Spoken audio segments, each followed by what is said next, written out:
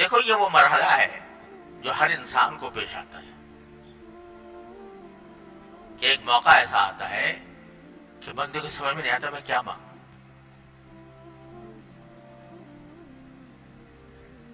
دعا کرنے کی بھی دل میں آرزو ہے، بعض اوقات ہاتھ بھی اٹھے ہوئے ہیں لیکن الفاظ نہیں نکل رہے، سمجھ میں نہیں آ رہا کیا کہوں، کیا مانگوں. تو موسیٰ علیہ السلام نے سکھا دیا کیا مانگوں. ہمارے حضرت والا حضرت عارفی قدس اللہ تعالیٰ سرور فرمانے لگے ایک دن کہ میں ایک مرتبہ حرم شریف میں بیٹھا ہوا تھا، کعبہ شریف سامنے تھا، دعا کرنے کے لیے ہاتھ اٹھائے. اب کچھ سمجھ میں نہیں آ رہا کیا مانگوں. پہلے حضرت والا جب دعا مانگتے تھے لمبی مانگا کرتے تھے، کافی لمبی دعائیں مانگتے تھے. وہ کہہ رہے جتنی مانگا کرتا تھا یا اللہ کیا وہ بھی یاد نہیں آ رہی جو مانگا کرتا تھا. ہاتھ اٹھے ہوئے ہیں مانگ رہے، سمجھ میں آ نہیں رہا کیا مانگ. تو پہلے دل میں شبہ پیدا ہوا کہ اللہ تو میں نے ہاتھ اٹھائے ہوئے ہیں اور اتنا بھی مجھ سے نہیں ہو رہا کہ میں اللہ تعالیٰ سے مانگوں، کیا مانگوں. تو فرمایا پھر فوراً اللہ تعالیٰ نے دل میں ڈالا کہ تو کیا مانگے گا. جو کچھ بھی مانگے گا وہ متناہی ہوگا، وہ کم ہوگا. لہذا ہاتھ پھیلا دے تو نے اس بارگاہ میں تو ساری نعمتیں اس کے نیچے آ گئی. تو یہ مرحلہ ہر انسان کو پیش آتا ہے کہ بعض اوقات دعا کرنے کو دل چاہ رہا ہوتا ہے اس کا، خاص طور سے حرمین میں تو بکثرت ہوتا ہے، ہاتھ پاؤں پھول جاتے ہیں. سمجھے آدمی پہنچ گیا کسی طرح ملتزم پہ پہنچ گیا، بڑی آرزوؤں سے پہنچ گیا، اب ہاتھ تو پھیلا دیے، چمٹ بھی گیا، لیکن کیا مانگ سمجھ میں نہیں آتا. تو ایسے مرحلے پر موسیٰ علیہ السلام کی یہ دعا جو ہے وہ کارگر ہوتی ہے. اللہ مجھے تو کچھ پتا نہیں میں کیا، میرے لیے کیا بہتر ہے، کیا مانگوں کیا نہ مانگوں. جو بھی مانگوں گا متناہی ہوگا. آپ اپنے فضل و کرم سے جو آپ کی غیر متناہی نعمتیں ہیں ان کی میں سے جس چیز کی مجھے بھی ضرورت ہے وہ عطا فرما دیں. رب انی لما انزلت الی من خیر فقیر. بھائی دیکھو ذرا آپ سوچو، ایک آدمی ہے وہ بڑی مشکل سے نجات پا کر آیا ہے دشمنوں سے اور ایک علاقے میں پہنچا ہے، وہاں اس کی کیا کچھ ضروریات ہیں، لیکن وہ سب تفصیل چھوڑ چھاڑ کے ایک مختصر دعا مانگ لی، رب انی لما انزلت الی من خیر فقیر. تو یہ سکھا رہا ہے قرآن کہ دعا مانگنا نہ چھوڑو، میں جس وجہ سے کہ تمہاری سمجھ میں نہیں آ رہی. ہاتھ پھیلا دو، جس بارگاہ میں ہاتھ پھیلاؤ گے وہ تم سے زیادہ جانتی ہے کہ تمہیں کیا چاہیے.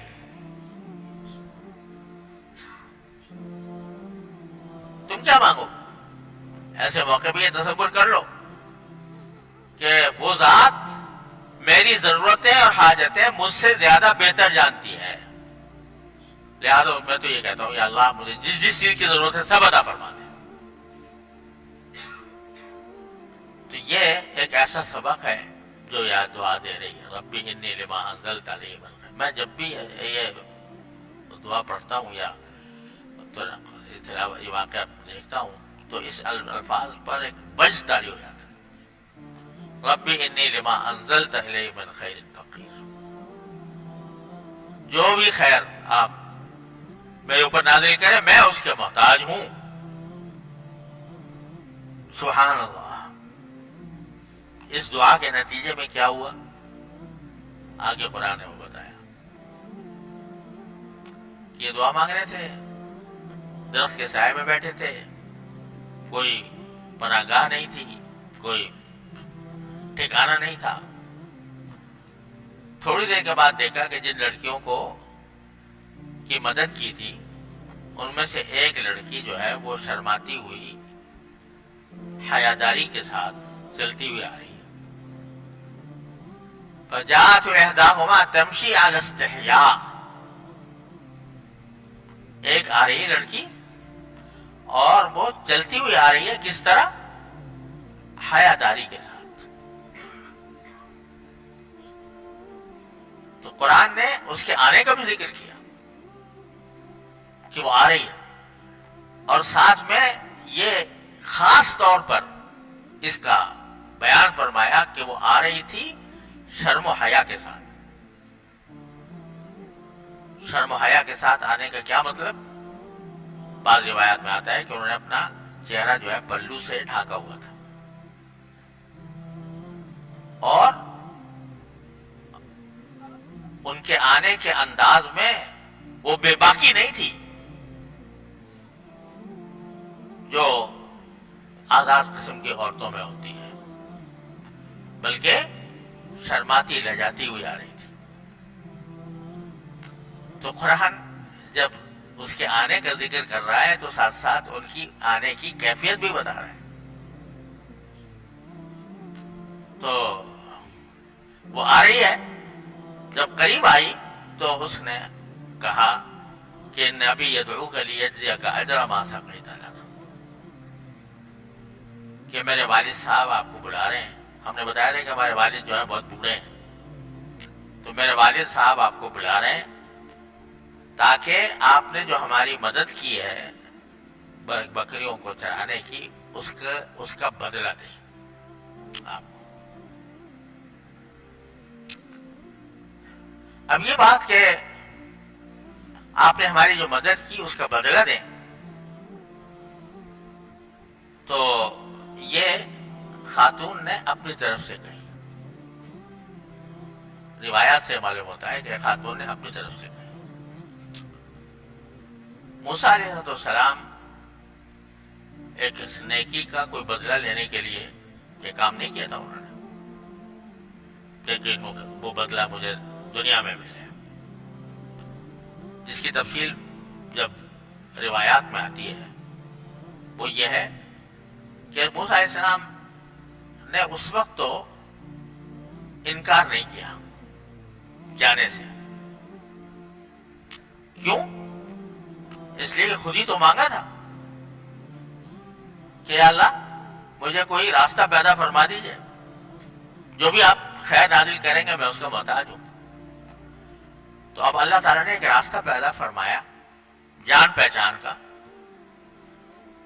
تو اس وقت استغنا کا مظاہرہ کرنا کہ نہیں جی مجھے نہیں چاہیے اجر، یہ اس وقت بندگی کے خلاف تھا. بندگی کا تقاضا یہ ہے کہ جب اللہ تعالیٰ دے رہا ہے، خود میں نے مانگا تھا کہ آپ کوئی خیر مجھ پر نازل فرمائیں، اس کا ایک راستہ پیدا ہوا اور کوئی راستہ سامنے ہے نہیں، وہی راستہ پیدا ہوا. تو اس وقت میں کہا کہ نہیں جی مجھے نہیں چاہیے. تو اللہ تعالیٰ کے ساتھ بے نیازی کا معاملہ نہیں، اللہ تعالیٰ کے ساتھ بندگی کا معاملہ ہے، عاجزی کا معاملہ ہے کہ جب آپ نے دیا ہے تو چل پڑے. لیکن جب وہاں پہنچے تو حضرت شعیب علیہ السلام نے دسترخوان بچھایا ہوا تھا کھانے کا، جو ان کے والد تھے انہوں نے.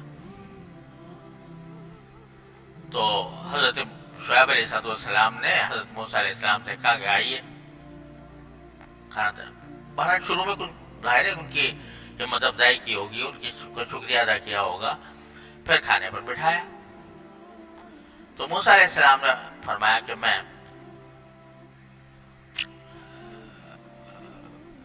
معذرت خواہ وہاں جا کے. شعیب علیہ السلام نے فرمایا کیوں؟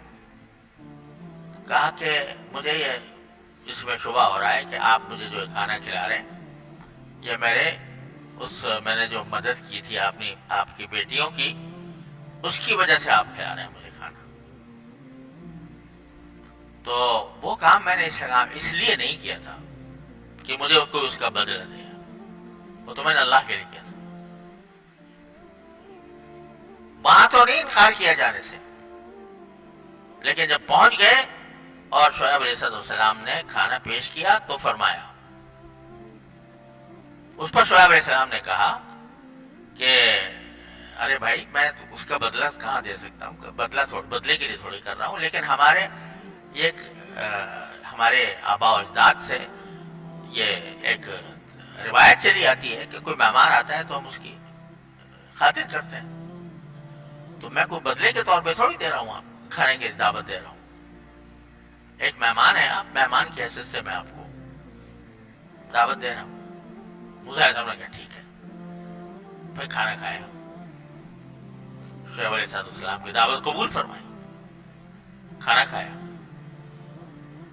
بعد میں جب کچھ ذرا بے تکلفی ہو گئی تو ایک لڑکی نے کہا والد سے کہ آپ ان کو اپنے ہاں مزدوری پر رکھ لیجئے، ملازم رکھ لیجئے۔ ان خیر من استاجرت القوی الامین، ایک صاحبزادی نے کہا کہ کیونکہ آپ خود بوڑھے ہو چکے ہیں، آپ کے بڑھاپے کی وجہ سے ہمیں سب یہ کام کرنے پڑتے ہیں جو اصل کے خلاف ہیں، جیسے میں نے کہا تھا۔ لہذا کوئی آدمی آپ کو ایسا چاہیے کہ جو ان کاموں میں آپ کی مدد کرے، تو آپ ان کو اپنا ملازم رکھ لیجئے۔ اور ملازم رکھنے کے لیے ہم اس کی تجویز اس لیے دے رہے ہیں کہ میں اس لیے دے رہی ہوں کہ نہ خیر من استاجرت القوی الامین،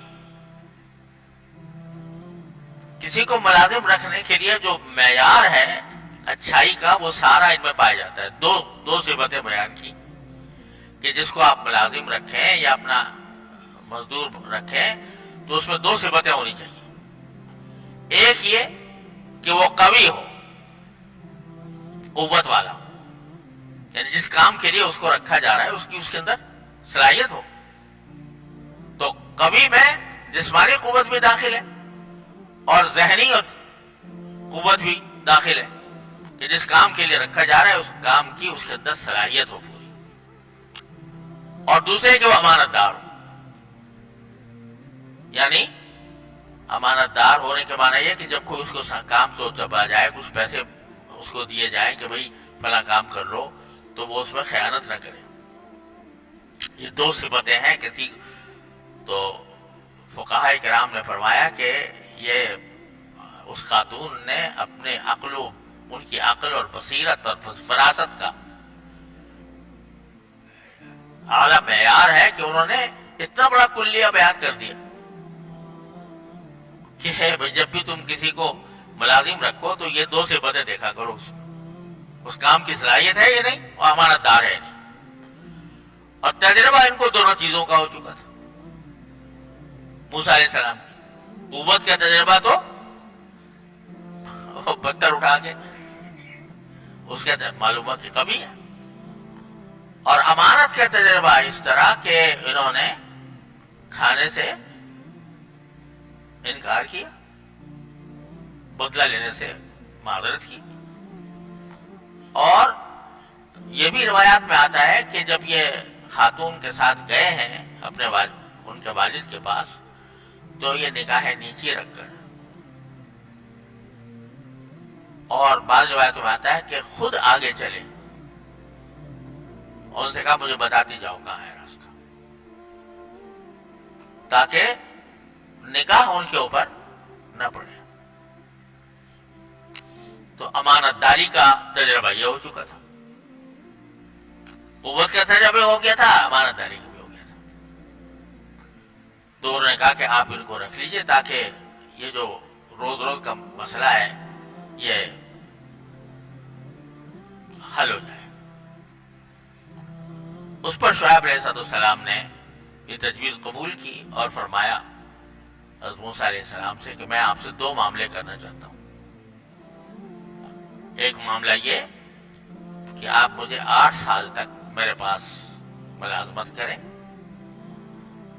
ملازمت میں تو اس وقت زیادہ یہ تھا کہ بکریاں چرائیں، اور اگر 8 کے بجائے 10 کر لیں تو یہ آپ کی طرف سے ایک अपनी तरफ से रजाकाराना एक काम होगा, लेकिन मैं मुआहदा जो करना चाहता हूँ वो 8 साल तक करना चाहता हूँ। एक तो काम ये करना चाहता हूँ, दूसरा ये करना चाहता हूँ कि अपनी एक बेटी का निकाह आपसे कर देना चाहता हूँ।